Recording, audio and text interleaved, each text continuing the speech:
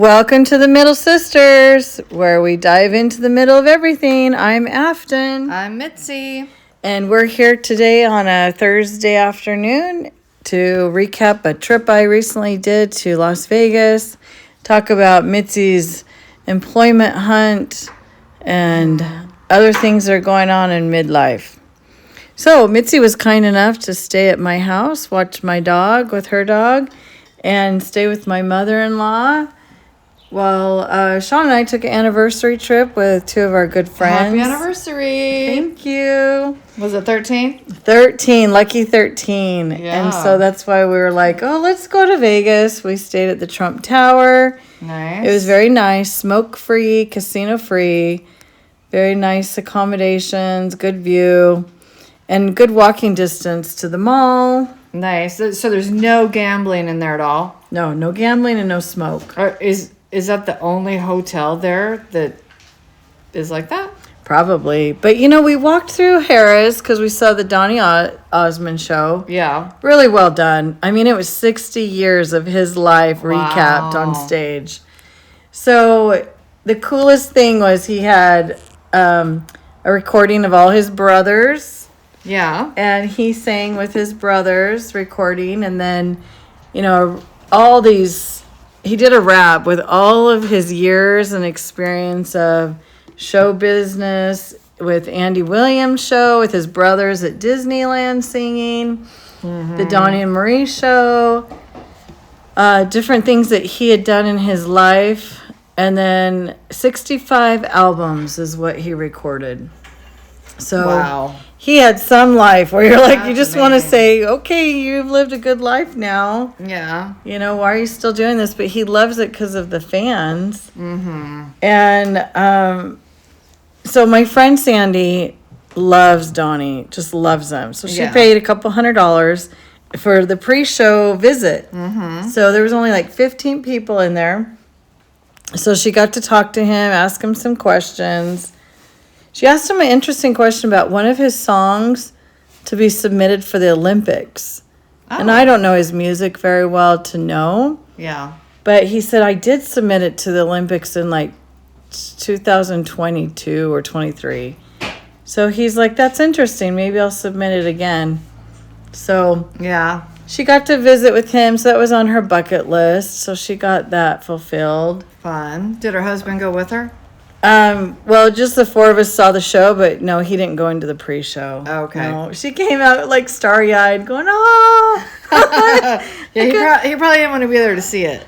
Yeah, he's like, whatever. But he was like, see you. But he was like, do it, go for it, because that's on her bucket list. Her teen, what do you call it, teen idol? Yeah, see, I don't know a whole lot. I mean, I'm sure if I looked him up and listened to the music, I'd be like, oh yeah, I know all their stuff. But right off the top of my head right now, I don't really have any idea. Well, they had the Saturday morning cartoon, Osmonds. And then, of course... What? I didn't see that. Yeah. Well, let's see, I was born in 71, and that was when their biggest hit was Hey Little Girl, I think.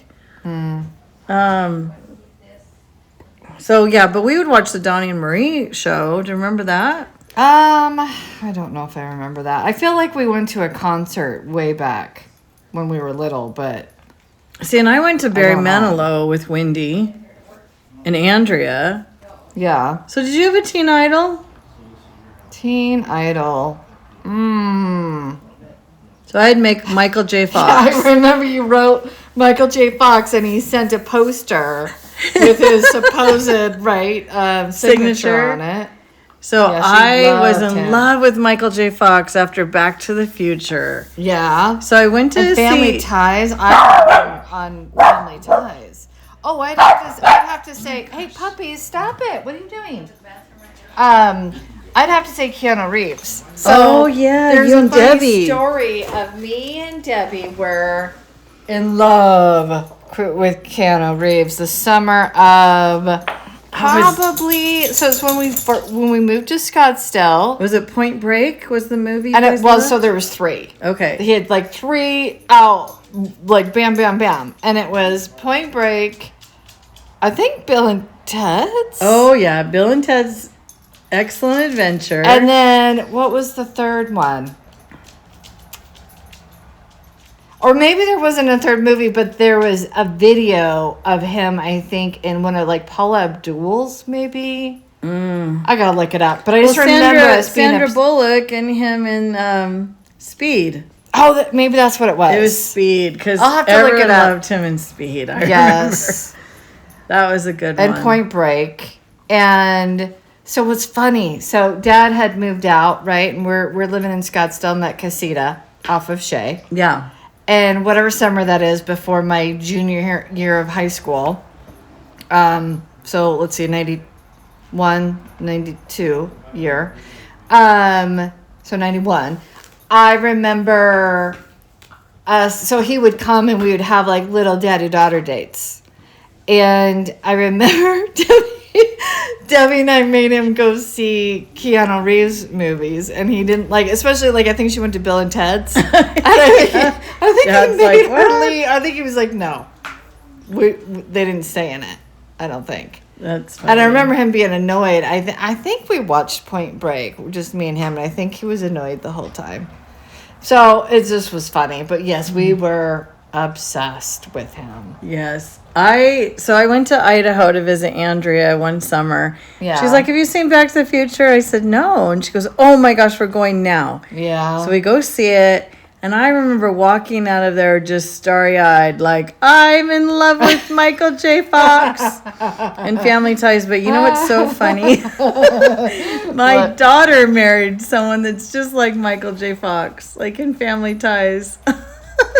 Like very like forensic accountant. Oh yeah. Very like organized. Well, he was political. Yeah, political. And he's 5'5". Yeah, political. Right wing and Yeah. structure and seriousness and wearing the suit and tie to school or something like that. Yeah, Funny. So it was kind of funny. That was such a good show.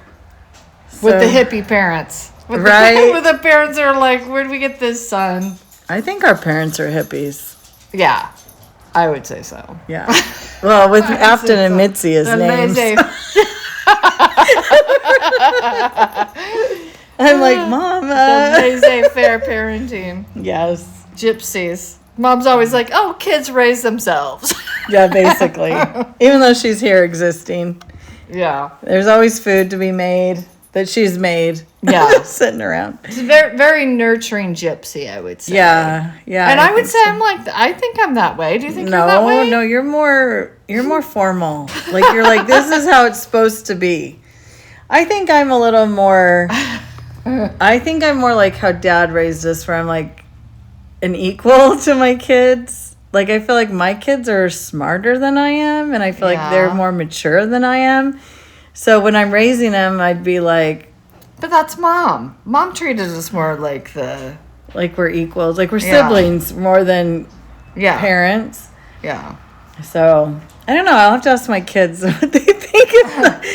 No, all the kids are like boundary problems. You have boundary issues. You guys all have boundary problems. Okay, so Mom and I were in my Rabbit driving down the street one day on Brown and Gilbert. Yeah. And some guys are whistling at us. And I'm thinking, Mom, those guys think that you're my sister. That's terrible. Mom's like, oh, yeah, that's pretty neat. That's a first. Oh, yeah, probably not. Oh, do you remember the trip that when we were going to see Wendy and we stopped, we were at a gas station. And we were filling up the gas, and two guys come over to us and ask us if we want to go stay in the hotel right there with them. Do you remember that? No, I don't. Because I was freaked out because I was just the summer before sophomore year, so I was pretty young. It was right after my freshman year of college, and I was mad. I think you sort of giggled it off, like whatever. You know? But I was like mad because I was scared. I was like, oh my word! I was mad at you. I'm like, why weren't you more mean to them? I know. Remember that? I was so naive. So after my senior year, my friend Kim and I, we took a trip to Six Flags. Well, we stayed with her grandparents. I think they were in like Orange County area, and we had to drive way north to Six Flags. Yeah. So we spend our day in Six Flags, and it's fun, but we like meet these guys at one of the rides and everything. We just start talking to them and everything. So they're like, where are you from? And we're telling them, and they're like, well, you want to go to a party after this? And we're like, yeah, sure. So we follow them like an hour south. We go to this house. Yeah. And we kind of feel uncomfortable. There's a lot of people there, but we're like, okay, we're just not, this is not our crowd. We're like, no, we need to go find a hotel now. So they're like, well, there's one just down the street. We'll show you where it is. And, California could get totally lost. Oh, yeah. So they follow us there, and I had Dad's credit card. And so they had to call Dad, it was 2 o'clock in the morning, I think. I don't remember ever getting Dad's credit card. So they called Dad in the middle of the night. And they're like, is it okay if your daughter... Nowadays you do. Is it okay if your daughter, I guess, is using this for a hotel room? And he goes, yeah, fine. Yeah. Well, the guys didn't leave. They walk into the hotel room with us. Yeah. And so Kim and I are like, okay, what do we do? There's 2 queen beds, and then there's a couple of chairs, and we're just sitting there. But I was like, how did I get in this situation? What was I thinking? I should have had them just say, oh, yeah, here's the hotel. And then they leave and say, hey, thanks, we don't need your help anymore. But it was so awkward because we're sitting there. Well, we were still in a generation of being nice to the boys. I'm surprised everybody in our generation didn't get, attacked. Right? Yeah, because I said, oh, we're really tired. We need to go to bed now so we can get up early and leave for the next day. And they're like, okay, so luckily we got out of that situation, but yeah, I don't know. Well, because in college, the next fall, we went skiing to Jackson Hole, Wyoming, and we would get one hotel room. There'd be 8 of us in there, guys and girls, because we're all going skiing the next day, and we didn't want to, spend money on accommodations. So, Kim and I, we would be in these hotel rooms. And we would do a day of skiing and then drive back to college. But it was just oh my gosh, how did we put ourselves in these situations? Or I guess we just didn't even think anything bad was going to happen. Yeah. So we just said, yeah, sure, let's, this and that. I don't know. Yeah. I mean, it's a good thing. I mean, also, back in the day when I was drinking, I always made sure that I was never, that drunk. Where I'd pass out and because so many girls would get taken advantage of. Yeah, but what about people putting roofies in your drink? Was that a thing, or is that just a movie thing? Well, no, that's a thing, but I didn't have it happen. I do remember by the time when Diana and I were living in Tempe. Yeah. I remember it being more you were hyper vigilant about that. They were always no, don't accept drinks from guys. Mm-hmm. And stuff like that. And I think the bouncers, because I do remember being pretty drunk one time at Maloney's in Tempe, and there was a guy I was flirting with, and the bouncer I think saw me being loose and was didn't allow the guy that I was flirting with, didn't allow me to go outside with him. So they were good, they were pretty good at. So the guy waited till the bar was shut down or whatever. And I mean, he was good. He was a nice guy. Yeah. There was no issue. But I think that the bouncers were... Well, and I remember in that 90s era, the raves. Yeah. Debbie would say, I'm going to a rave. Yeah. And we're like, what's a rave, Debbie? What do you do at a rave? Yeah, I don't remember going to... Because it was loud, lots of music with... the laser lights and everything. I mean, I don't even know if where I went was considered raves. They had a lot of the after hours in high school, and we would go to these bars that would shut down serving alcohol. Right. But you can go in there and go dance and have fun. That was Devil House in my generation. Oh, okay. So they would shut down Devil House at a certain time, not offer alcohol because it was a college dance club. Yeah. And so Rob and Wendy and I would go to Devil House and go dancing. So, yeah. So we had fun. But, I mean, I had a good group of guys that I worked with out there at Abco that I hung out with all the time. So I felt safe, too, because I was always with a bunch of guys. Yeah. Yeah, we've been pretty lucky with our circle of friends, too, to keep an eye on us. Right. So in Vegas, what was interesting is, we went to Harrah's for the Donny show. We went to the Sphere to see the The Wizard of Oz, which was really neat to see because it's all interactive. Once the house was going in the tornado, they had all these fans going, and then just like paper leaves flying around. When they were in the poppies, they're walking the poppies before the Emerald City. Yeah. And she falls asleep. And so then the snow falls on Dorothy. So we had soap bubbles coming down when they're walking by the apples, and she pulls the apples and they throw apples. So foam apples flew from the ceiling. I didn't smell anything. They said you were supposed to smell certain scents, but I didn't smell that. But yeah, it was a really neat show. It was vibrant colors, and the screen was huge. You're like right in the middle of the movie.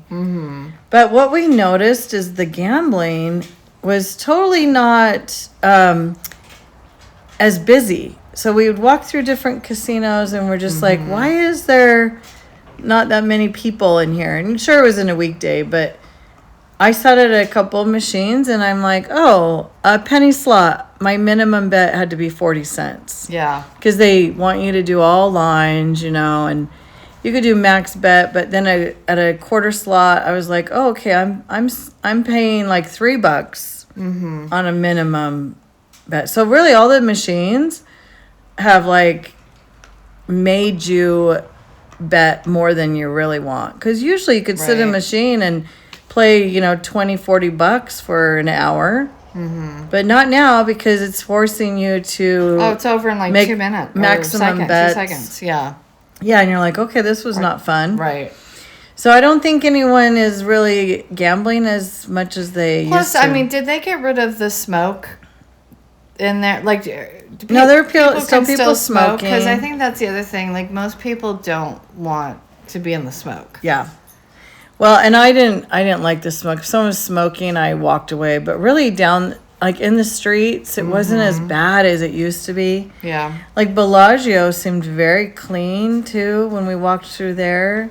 Yeah. The conservatory was transitioning their flowers from the Lunar New Year to something new, so we couldn't really see that. But I noticed, and our Uber driver told us, that you've got the football stadium, like behind the Bellagio, and then they're building a baseball stadium right by Mandalay Bay and the Tropicana. They're going to put 2 new towers there. And then on the other corner, like behind, I think it was behind the Venetian and by the Sphere, they had the NBA basketball. So I think Vegas is saying, hey, we got to bring in more customers. Yeah. Than just gamblers, because the gambling is not... It's like puttering out. Yeah. So there was a convention going on. Which is probably a good thing. I mean, so many people have that addiction, and it's sad. Like, they're just wasting all their money. And it could be accessible on your phone now. You have all those sports books on your phone. You have the apps on your phone. So I think everyone's saying, well, why would I sit at a machine or a table when I can still get the same game on my app? Yeah. So, well, you think about gambling in general is sort of just a bad idea. Oh, it really is. It really is. I mean, like between why? Sean and why I, do you need to do that? We spent less than $100 gambling, but still, it was like $100. We're like, well, that was a waste of money. Yeah. Like, we didn't have any entertainment. Usually it's like, okay, I'm going to spend this for an hour of entertainment. But really, it was less than that. Yeah. Well, roulette, I got into roulette a little bit, and that you can usually sit there and play for a little bit, but I don't know. It's not worth it when you're like, okay, I just lost $100. Yeah, we had no desire. We could have had a nice dinner instead. Yeah. Oh, and that was the other thing. So we had some good food. We had a Mediterranean, like, shawarma meal, and then we had Maggiano's, Italian. We also ate at the Trump Tower restaurant, which was good steak. And then we went to Gordon Ramsay's fish and chips. So Gordon Ramsay is not, like, he's dominated the area. He's got his big restaurant, high-end restaurant, then he's got his burger joint, and then he has his fish and chips. Yeah. So it's kind of like going to fast food to these places, but it's still $20 a person. Yeah. And then we had some ice cream Which at it Salt used to and be the Straw. opposite, don't you think? When you went to Vegas, because they were making so much money off people gambling, I felt like you'd get good food. Yes. For less, and all the big buffets for less. Okay, so it's switched over. We looked up the buffets and the Bacchanal, which Sean and I hadn't been to Vegas together for 10 years. Mm-hmm. And we ate at Bacchanal, and it was probably like 50 each. Now it's 90 to 100 each. Yeah. Depending on when you're going. But Bacchanal is like the high end. And then we were looking for a buffet for breakfast or lunch, but they didn't really have them. Well, the last buffet we went to a couple of years ago was not worth it at all. Yeah, they were doing them once a week, or they were saying Yeah. only weekends only, or like some of the brunch was till noon, like 6 a.m. to noon. Others were like stopped at 3 o'clock. So we really had a hard time finding anything brunch. And we thought, well, we could spend $40, $50 on a brunch, get some variety of food. And then our meals, like the steak dinners were like $60 a person where we ate at Trump Tower. So we just thought, gosh, they've gotten rid of a lot of these buffets, maybe because people weren't eating at them, or since COVID, they just couldn't afford to do it. Maybe, yeah. Well, COVID certainly turned the world upside down. I think for good and bad. Yeah. So we also went to the Mob Museum, which was interesting. And I said, I got to watch some of these mobster Las Vegas movies that they've had, from the 50s, 60s, and so on. So there's a list of movies I want to watch. Yeah. So I came home and I watched Viva Las Vegas with Elvis Presley and Anne Margaret. Oh, was it good? It was good. I don't think I've never seen it. It's like a musical, but, it's different. Yeah. I mean, I've seen Leaving Las Vegas. I didn't know that there was an original Ocean's 11 with, was it Dean Martin and Sammy Davis Jr., those guys, the Rat Pack? The Rat Pack. I didn't know that. I thought that George Clooney's Ocean's 11 was the original. So I have to watch that one too. I just watched the 1939 Wuthering Heights, and that was good. Oh my gosh. Okay, so now we have to watch the Margot Robbie one. Yeah. Okay, so I've heard mixed messages about me that too. one. But I wonder if it's part of the original. So did you like the original? Yeah. It's really good. Black and white. Okay. 19 what? 39, I believe. 1939.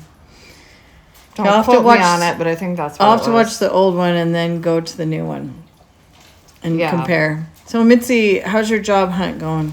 Well, I mean, okay, so I was working on this care home that my parents were actually working on. What?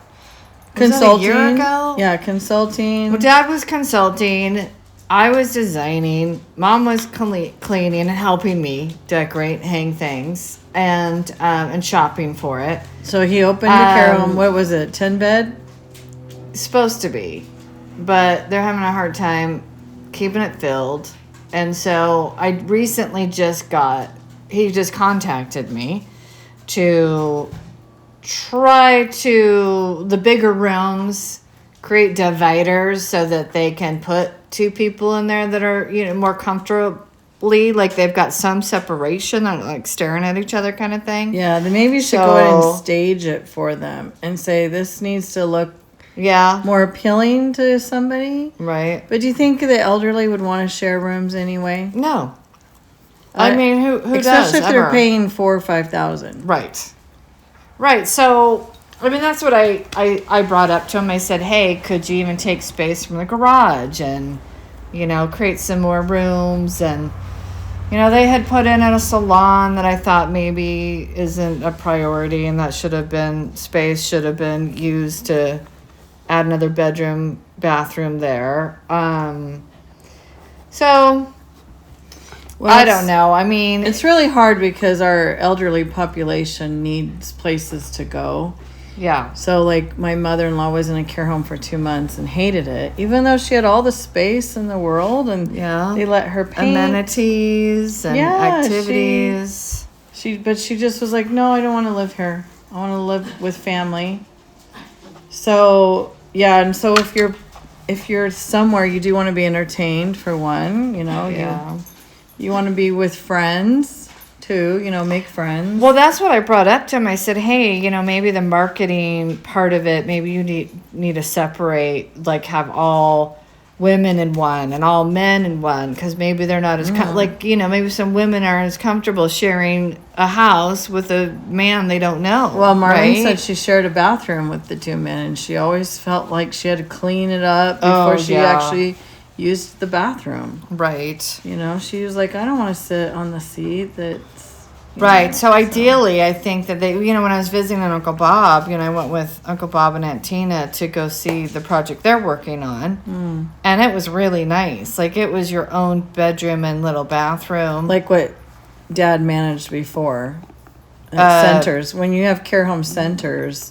Well, that they didn't have their own bathrooms there at Heritage Village. Yeah, they all did. Yes, they all had their own bathrooms. We did the blinds and shutters in there. Oh, I don't remember that. So yes, they They didn't did. seem big enough for that.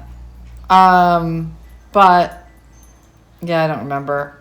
So anyway, you probably don't want to go into the care home business. Well, it's even though that was it's not what ideal, Dad and but Mom you did. know, if I don't have any other opportunities coming about, which I don't. I mean, I've tried to get back into design. Then my car is repoed. Then I'm thinking, okay, I got to just work remote. And so the only person giving me some work is this person that owns this Chandler care home. Yeah. With the So design. then I'm thinking, okay, how can I make some more money and get more involved? I don't necessarily want to, but I've got to survive and make some money and get my independence again. So I guess right now it's just So if what's anyone has any handed to leads, me. yes, in the design field that you are, but I don't know. Maybe you need to venture out too and just kind of see what are you willing to do. Like in an office, would you like to be in an office all day? No.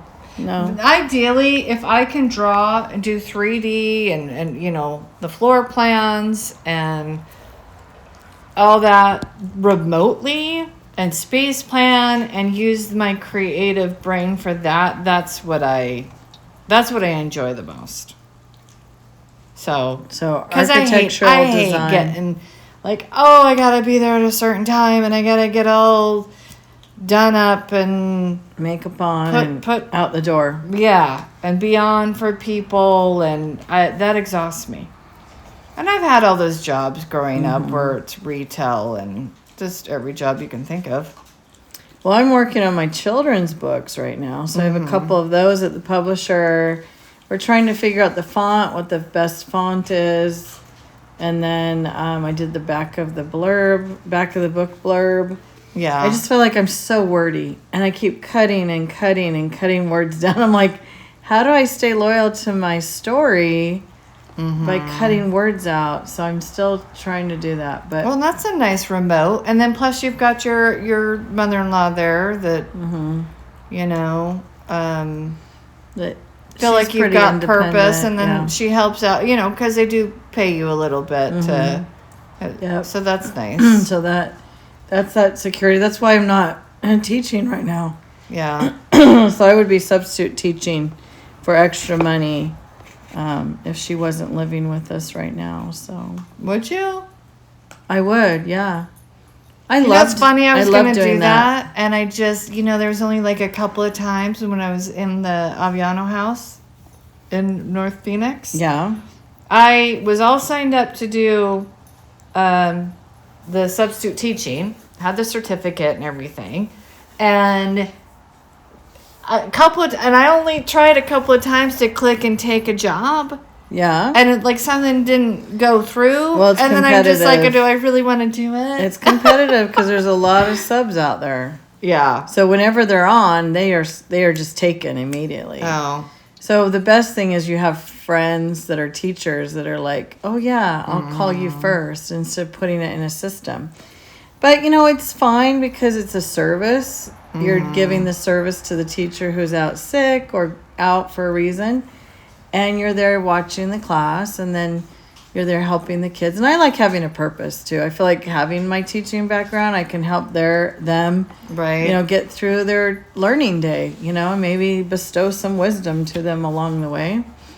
Well, and I'm weird about money. Like, I'd either prefer not to even make money and go help out. Like, I love when, like, Zach and Vanessa need help, or all of them need help to watch kids when you guys are all gone, or you needing help to watch Marlene. Yeah. So you You'd guys rather can just leave. do that and not worry about money? I would rather I help Mom's friend Jeannie sometimes and take her to a store, or Mom and Dad when I had my car.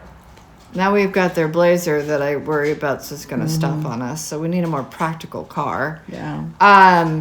But like, I would just either rather do that, or if I'm going to be working and exhausting myself and on my feet and in people's faces, I'd rather make the most money I possibly can.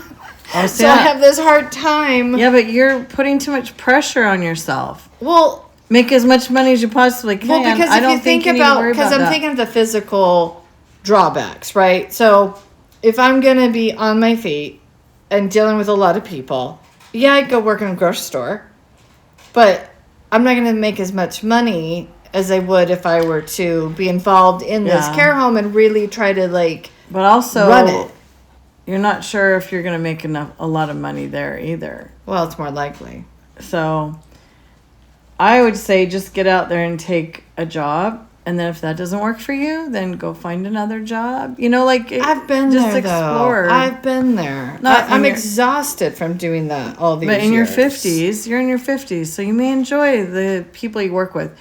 I Not always on say my it's feet. not what you do, it's really who you're with, who you're working with. True. So you may find some really good people wherever you're led, Yeah, I mean, I think I'm open to wherever. I'm sort of feel like a tumbleweed right now. I'm open to whatever comes about, but I'm not gonna push real hard to go work in a grocery store when I've got to be on my feet and dealing with the mass public. And I'd rather work in an issues with office, just answering the phones. Yeah. Or even scheduling dental appointments for people, like that kind of thing. Yeah. I don't have a problem calling people, and saying, hey, you're due for your checkup, that kind of stuff. Right. Yeah, it's a tough world because, I mean, energy's energy. Like, that's what I've always felt bad. This is a socialist part of my brain where I'm like, people are out there working really hard physically and exhausted, like, so they should have all the money that they make. Right. It's almost like the people that are working more physically and having to deal with the mass public, which can make it crazy, they get paid the least. Mm-hmm. And it's the same with, like, teaching. Like, when I've gone to help out in the classroom, I'm, like, looking at the teacher like, I'm exhausted just from a couple of hours being here. I know. Like, how are you doing this day in and day out? You do have to build a stamina for that kind of job where you're in the public. You're always on. Yeah. You're an actor. Gosh. You're always, like, performing for people. Yeah. And really, a lot of the teachers I know, once they retire, they get sick. Like, I was getting sick that last year. Like, I was just like, I had no immune system. So I'm like, this is good timing for me to exit. Well, they shouldn't be putting, like, it just keeps getting worse for people, right? Like, there's just too much pressure. Well, the stress. Too much on your shoulders. The parents are coming at you. Like, there used to be more of a respect between teacher and parent. Yeah, and it's out of control. The children were disciplined. You say, do I need to call your parent or your mom? And they're like, no, please don't. And then other times they're like, I don't care. She's not going to do anything. And you're like... Yeah, or they're like, yeah, go ahead. She's going to yell at you, right? Well, no. And there are some kids where I'm like, okay, what do you want me to say to your mom about the day? And I'd be sitting at the computer typing, like, they would tell me, like, okay, what happened today? Like, let's just give a report to your parents so they know what you're coming home from. Like Yeah. a really rough day at school.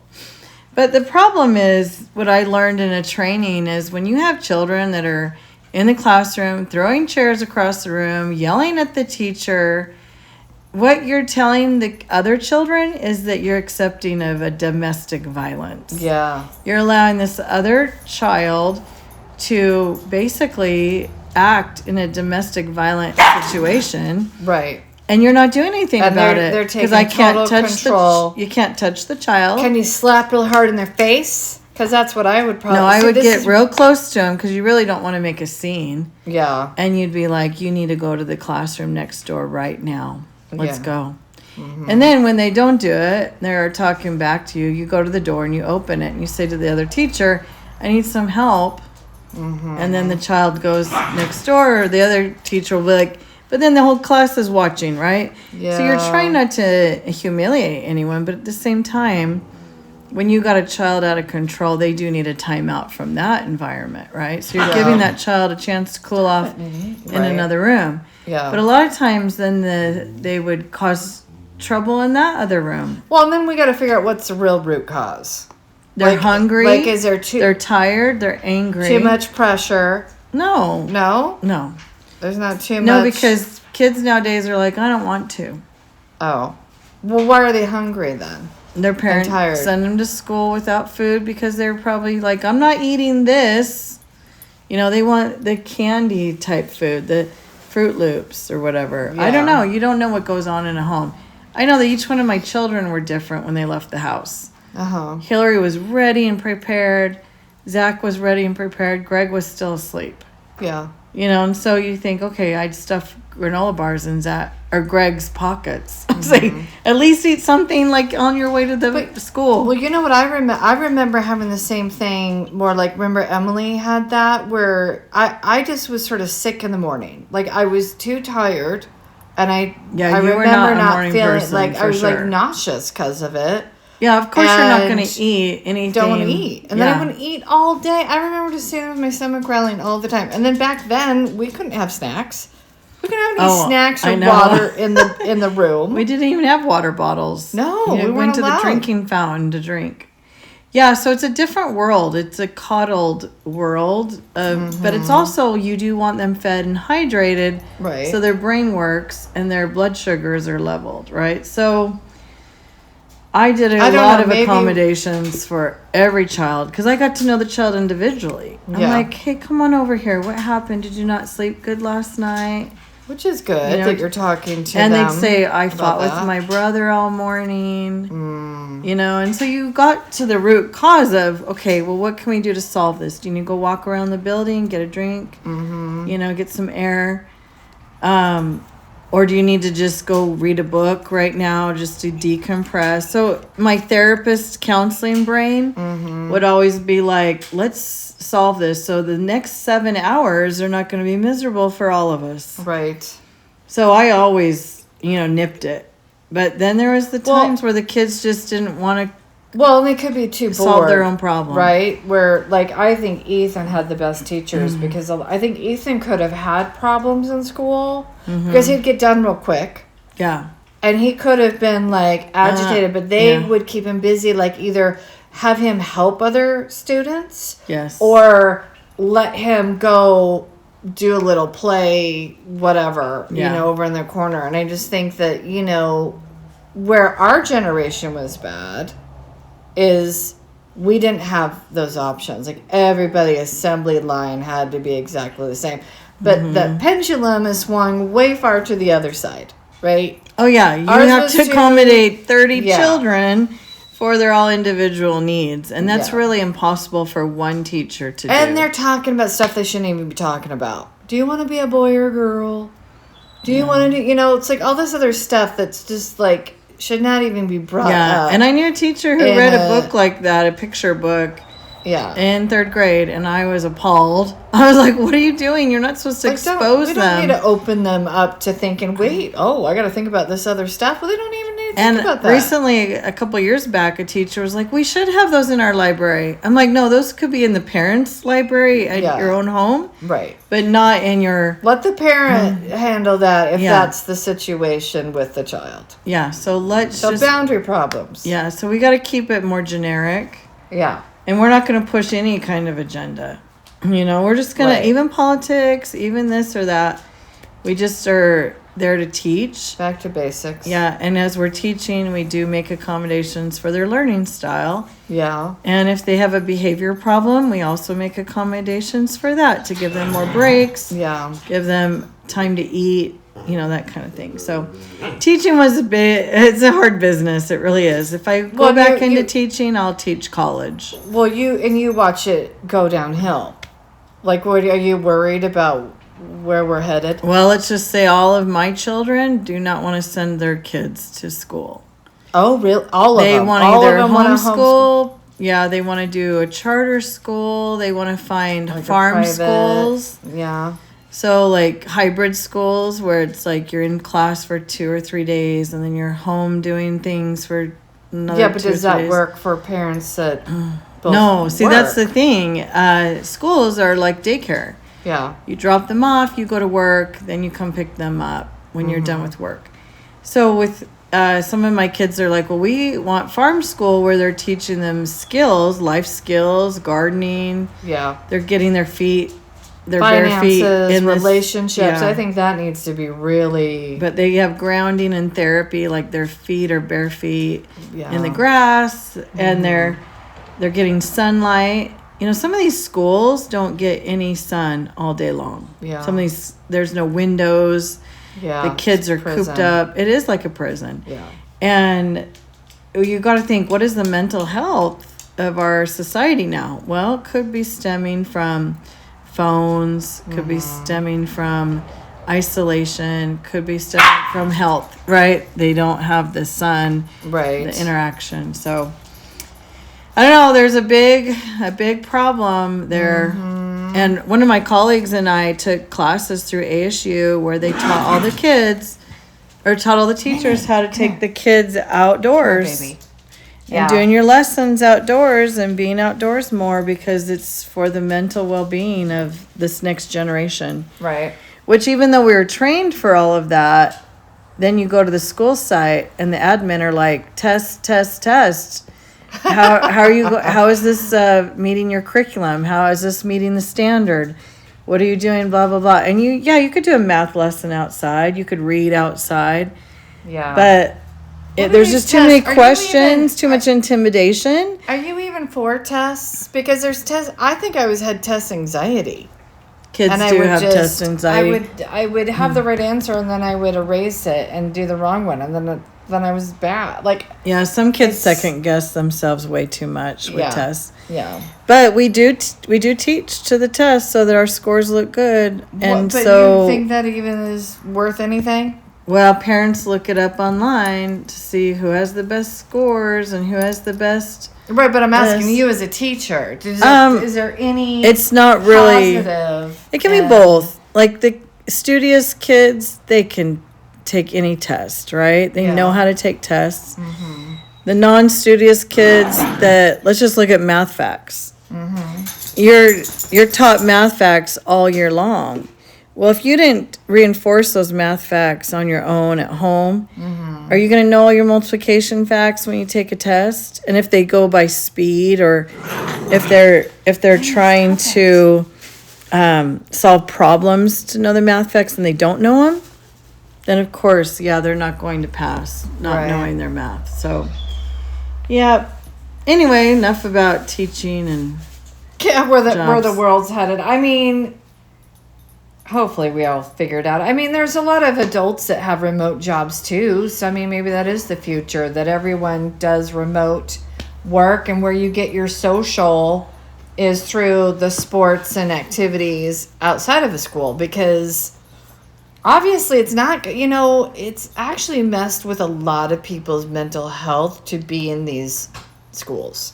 I mean, look how many people have been bullied. There was a neuroscientist who left teaching, and he did all this research, and they said this next generation is not as smart as the previous generation. And it's never been that way in history. We've always had the next generation smarter than the previous generation because of the access to education. Yeah. Like, think about when encyclopedias came out.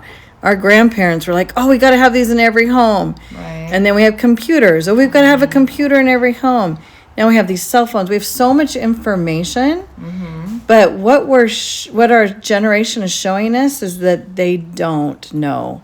And you can get out on the street. You watch those reels of people getting out on the street and they ask like all these science or this history and social studies questions, and they don't have a clue like the answer. And so you're like, what is it that's dumbing kids down? So I sent a reel to my kids about the grandkids. The more they're on screens, it changes the white matter of the brain. So we really do think that screens has changed your brain. Okay. So there's a whole but like, why? I mean, because we watch TV, our generation. I know there's a whole lot of research on putting screens in front of toddlers. Media? No, it's the lighting from a screen. I mean, if I turn on my phone, my 10-month-old granddaughter eyes are just drawn to it. Oh. Now, some of these things like Cocomelon, like the lights on the TV, yeah, they're drawn to that. But it is the worst thing for their brain. So the lights flashing, everything going so fast at a bigger speed, it does something to the brain. So I did say to my kids, I'm like, go to the older Disney shows, like 101 Dalmatians transitions in a slower transition pattern from the illustration than these newer ones, like the Frozen 2. Oh, I can't even watch Moana 2. Because they're just going too fast. It goes so fast that my brain cannot keep up, and I'm like, I have a headache. Yeah. So what is it doing to these young brains where they're going so fast that they're trying to keep up? The brain's not processing. Well, it may be causing some chaos in there. Well, it's creating their matter. Their brain matter is being changed. The neuroscience.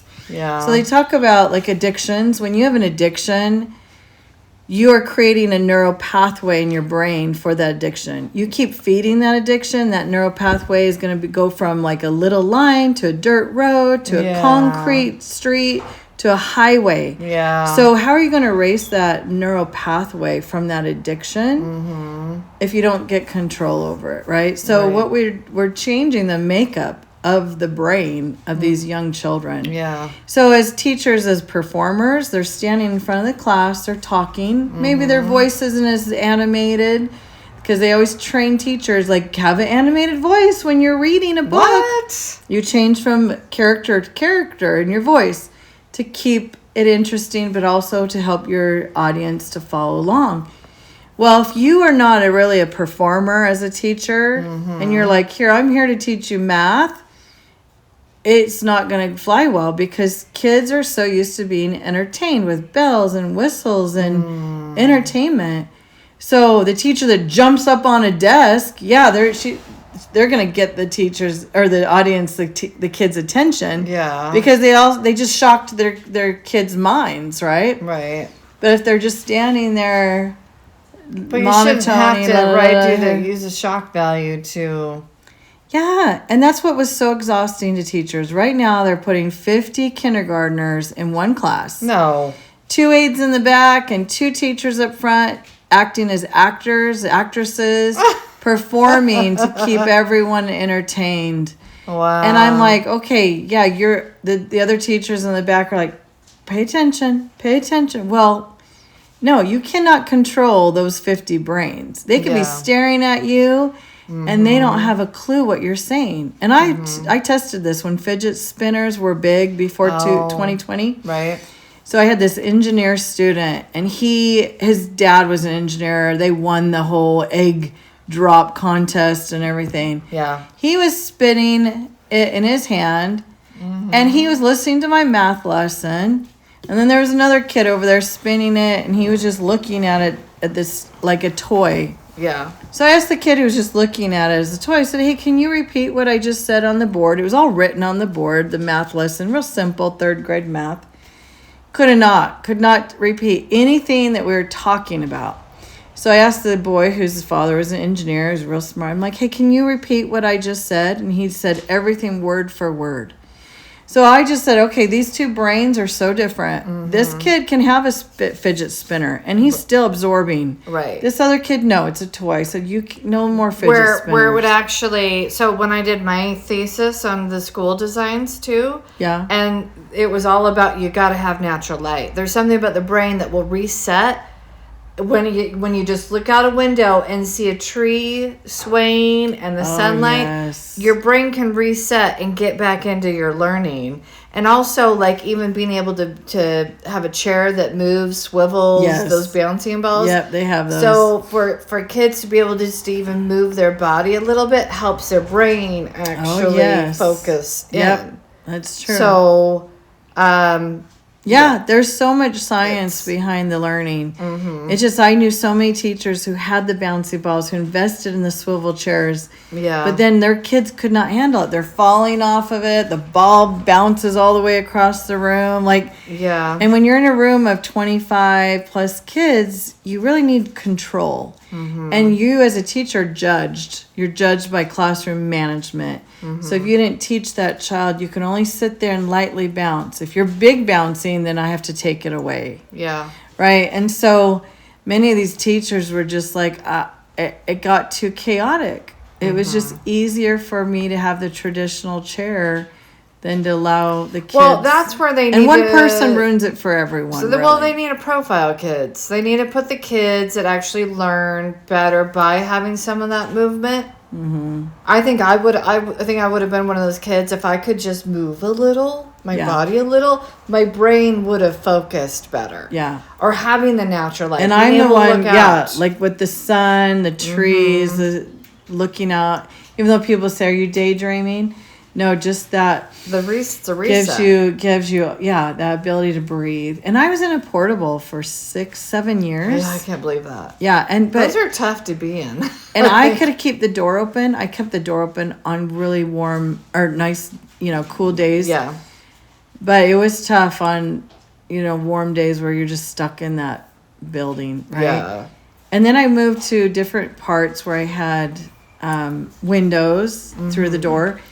But also, since so many school shootings have happened, everybody's in lockdown mode. So it does feel like a prison now where everyone's locked in and you can't, kids have to knock to come back from the bathroom. And it's very disruptive. But yeah. Anyway, I do miss my colleagues. I miss the students. I really loved the students that I worked with. Mm-hmm. They really are who we are teachers for, because we want to make a difference. Having that sense of purpose. Yeah. Everybody needs a sense of purpose. That's our wisdom, our nugget of wisdom. We'll end this podcast with everyone needs their purpose, and we need to help the younger generation find their purpose and everybody work together a little easier and be more fair. The world needs to be more fair. Yeah. That's awesome. Yeah. All right, thanks for hanging out in the middle of everything where we stir the pot from both sides. Toodles.